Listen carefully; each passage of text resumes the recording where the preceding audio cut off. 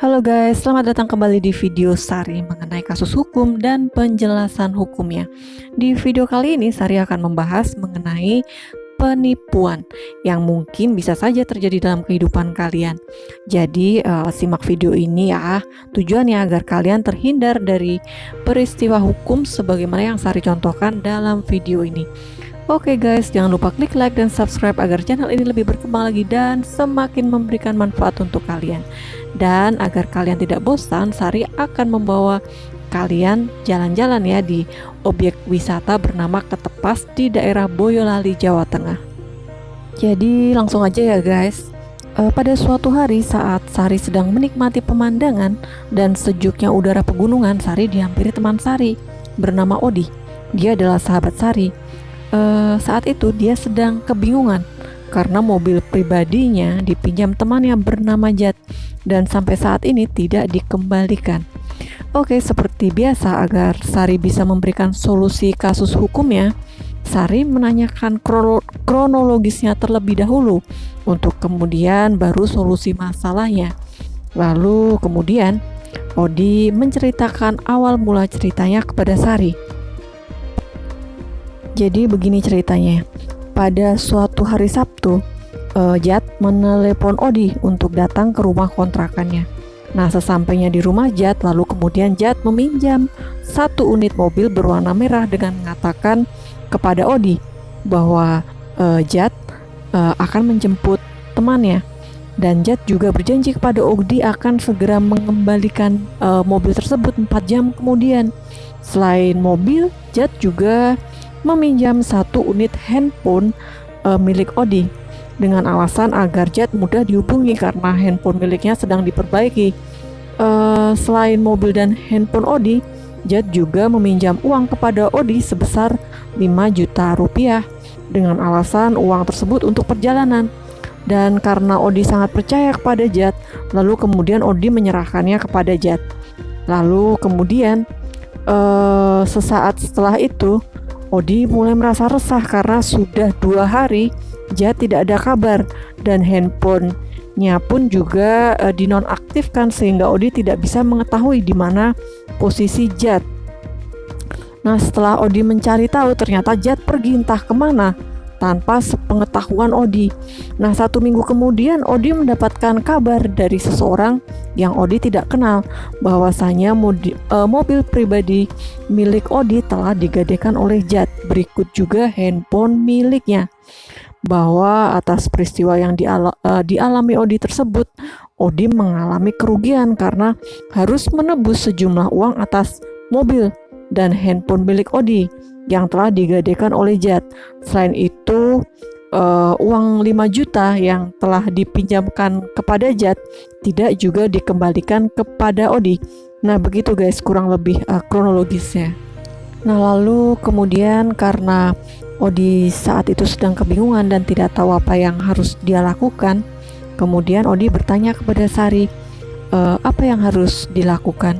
Kemudian Sari menjawab agar Odi segera melaporkan peristiwa hukum yang menimpanya kepada aparat yang berwenang. Kenapa? Oke, Sari akan langsung menjelaskannya ya kepada Odi juga kepada kalian mengenai pembahasan hukum terkait dengan peristiwa yang dialami oleh Odi.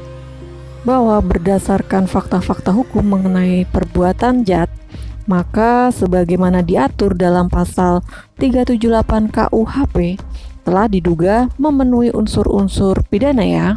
Untuk penjelasan pasal 378 KUHP, yaitu di situ dijelaskan bahwa barang siapa dengan maksud untuk menguntungkan diri sendiri atau orang lain secara melawan hukum dengan memakai nama palsu atau martabat palsu dengan tipu muslihat ataupun rangkaian kebohongan, menggerakkan orang lain untuk menyerahkan barang sesuatu kepadanya atau supaya memberi hutang maupun menghapuskan piutang, diancam karena penipuan dengan pidana penjara paling lama 4 tahun. Yang adapun unsur-unsurnya yaitu sebagai berikut. Yang pertama adalah unsur barang siapa. Yang kedua, unsur dengan maksud menguntungkan diri sendiri atau orang lain secara melawan hukum.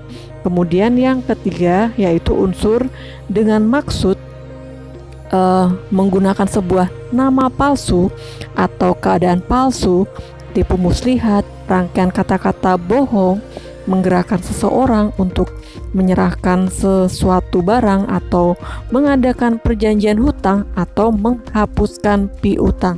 Nah, begitu guys unsur-unsurnya ya. Nah, setelah Sari informasikan dasar hukumnya serta Sari sebutkan unsur-unsurnya, kita langsung ke penjelasannya ya. Yang pertama yaitu unsur barang siapa. Unsur ini menunjuk pada subjek hukum ya. Nah, dalam hal ini jelas Jatlah yang diduga sebagai pelakunya dan atas segala perbuatan pidana yang diduga telah dilakukan oleh Jat.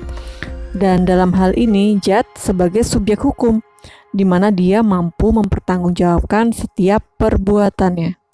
Lalu kemudian unsur kedua yaitu unsur dengan maksud menguntungkan diri sendiri atau orang lain secara melawan hukum. Nah, berdasarkan fakta yang terjadi berdasarkan unsur ini haruslah tujuan peristiwa pidana tersebut adalah untuk menguntungkan diri sendiri ya atau orang lain secara melawan hukum, di mana perbuatan yang dilakukan tersebut bertentangan dengan peraturan perundang-undangan yang berlaku. Selain itu juga bertentangan dengan norma-norma yang ada di masyarakat.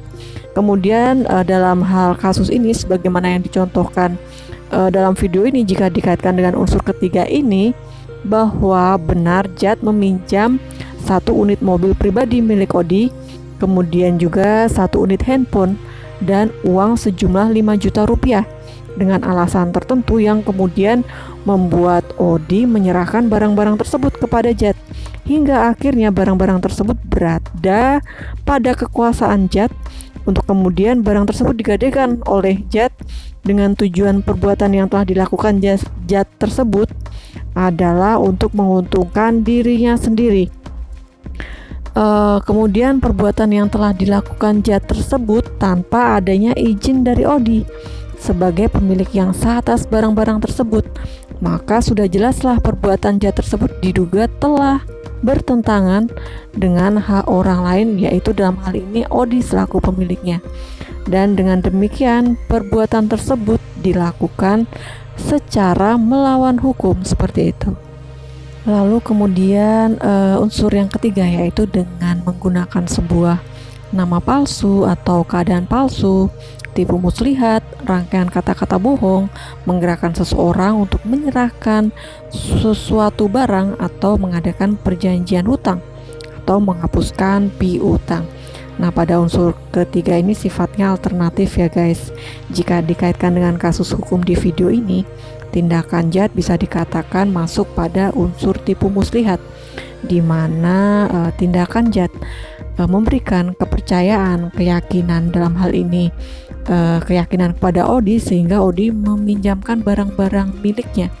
Kemudian selain tipu muslihat juga unsur kata-kata bohong sehubungan dengan tindakan yang dilakukan Jat telah menyusun kata-kata bohong sedemikian rupa sehingga cerita Jat tersebut seakan-akan benar sehingga bisa mengelabui Odi untuk menyerahkan barang-barang miliknya kepada Jat.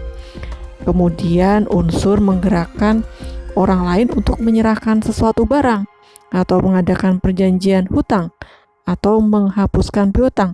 Nah, pada unsur ini sudah jelas ya Jat mempengaruhi Odi sehingga Odi menyerahkan barang-barang milik Odi untuk kemudian barang-barangnya digadaikan tanpa sepengetahuan dan seizin dari Odi.